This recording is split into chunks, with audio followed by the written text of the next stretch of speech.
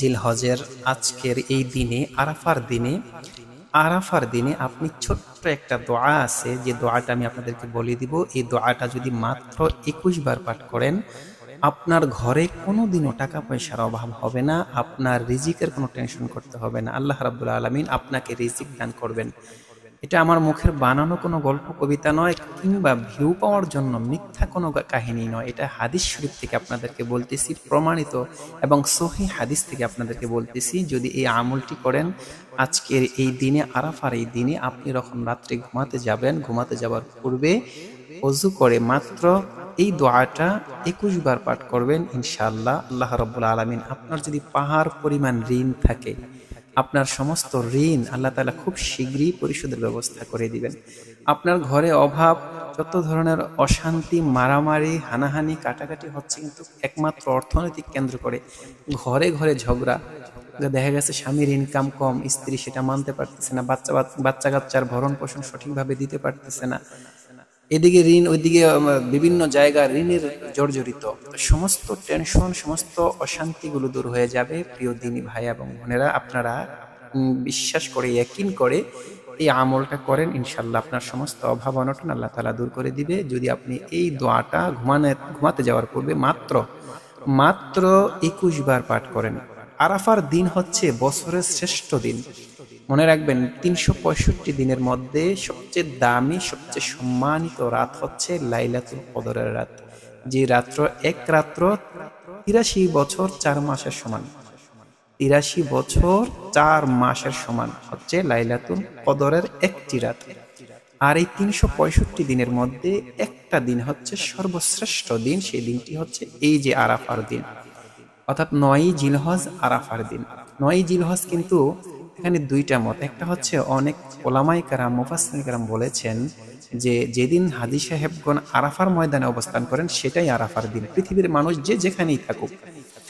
আর অন্য একদল মুফাসসিরিনে কেরাম বলেছেন যে না, যে যেখানে আছে তার ওই জায়গায় যেদিন 9ই জিলহজ হবে সেটাই হবে আরাফার দিন। তবে যেটাই হোক, আরাফার দিন যে একটা গুরুত্বপূর্ণ দিন, ফজিলতপূর্ণ দিন, এতে কোনো সন্দেহ নেই। তো এই আরাফার দিনে আল্লাহ সুবহানাহু ওয়া তাআলা এত পরিমাণ গুনাহগারকে, পাপীকে ক্ষমা করে দিবেন যা অন্য কোনো সময় ক্ষমা করেন না। সুবহানাল্লাহ।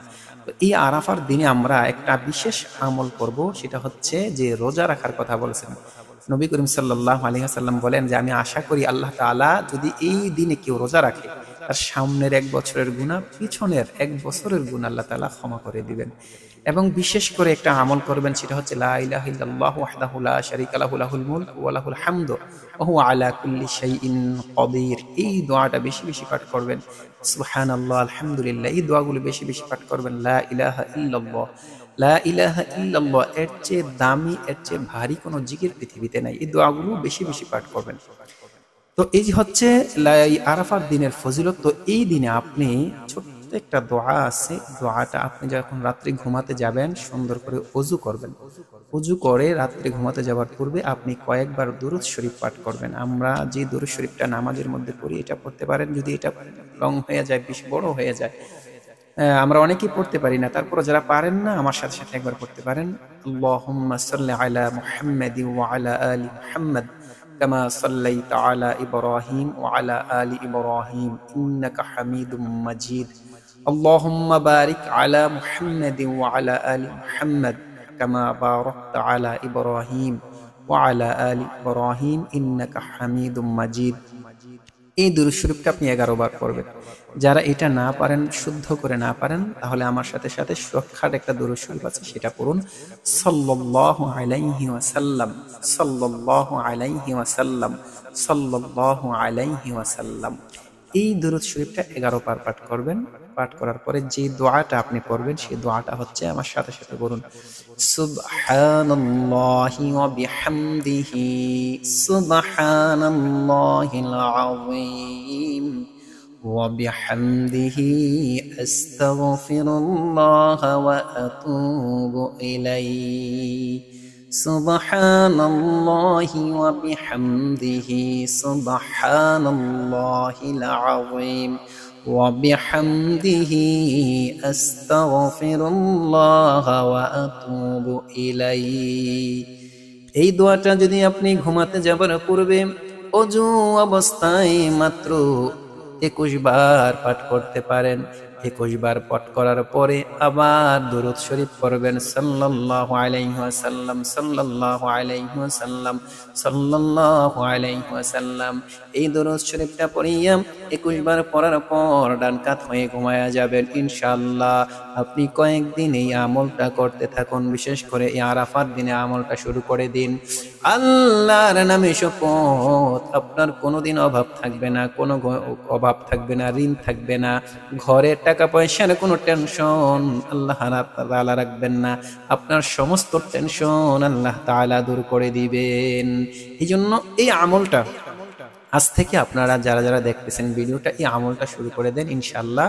ইনশাল্লাহ যে সমস্ত মা বোনেরা আছেন স্বামীর ইনকাম কম, ছেলের ইনকাম কম, যারা ছেলের টাকার দ্বারা সংসারটা চলে, যার স্বামীর টাকার দ্বারা সংসারটা চলে, দেখা গেছে দিনে যত টাকা ইনকাম করতেছে এতে করে সংসারই চলে না, তারপরে বাচ্চা কাচ্চার পড়াশোনা, বাচ্চা কাচ্চার চিকিৎসা, মা মুরব্বী মা বাবার চিকিৎসা, এদের চিকিৎসা চলে না, বিভিন্ন ধরনের টেনশন থাকে। ইনশাল্লাহ আমার মা বোনেরা বেশি করে এই আমলটা করবেন, দেখবেন আপনার স্বামী রুজি রোজগারের মধ্যে আল্লাহ তাআলা বরকত দিয়ে দিবে, স্বামী রুজি রোজগারের মধ্যে আল্লাহ তাআলা বরকত দিয়ে দিবে, টাকা পয়সার ব্যবস্থা হয়ে যাবে, আল্লাহ তাআলা করে দিবে। যদি আপনাদের এই ভিডিওটাতে কোনো উপকার হয়, আপনাদের যদি কল্যাণ হয়, আমার চ্যানেলটি সাবস্ক্রাইব করে পাশে থাকুন। আমার জন্য সবাই দোয়া করবেন। সবাই ভালো থাকেন, সুস্থ থাকেন। আরেকটা কথা, যে 9 জিলহজ ফজর থেকে কিন্তু তাকবীরে তাশরিক দিতে হবে, সেটা হচ্ছে বাংলাদেশ টাইমে, বাংলাদেশ বার হিসাবে শুক্রবার ফজর থেকে শুরু করে 13 তারিখ পর্যন্ত, শুক্রবার থেকে শুরু করে, শুক্রবার হচ্ছে 9 জিলহজ, এই 9 তারিখ থেকে শুরু করে 13 তারিখ পর্যন্ত প্রত্যেক নামাজের পরে, প্রত্যেক ফরজ সালাতের পরে একবার করে তাকবীরে তাশরিক দেওয়া ওয়াজিব। পুরুষদের জন্য উচ্চ সুরে, মা বোনদের জন্য নিম্ন সুরে আস্তে, যেটা আপনি শুনতে পারেন এমন সুরে একবার দেওয়া ওয়াজিব। আল্লাহ তাআলা আমাদের সকলকে কবুল করুন। আজকের জন্য এই পর্যন্তই। আসসালামু আলাইকুম ওয়া রাহমাতুল্লাহি ওয়া বারাকাতুহু।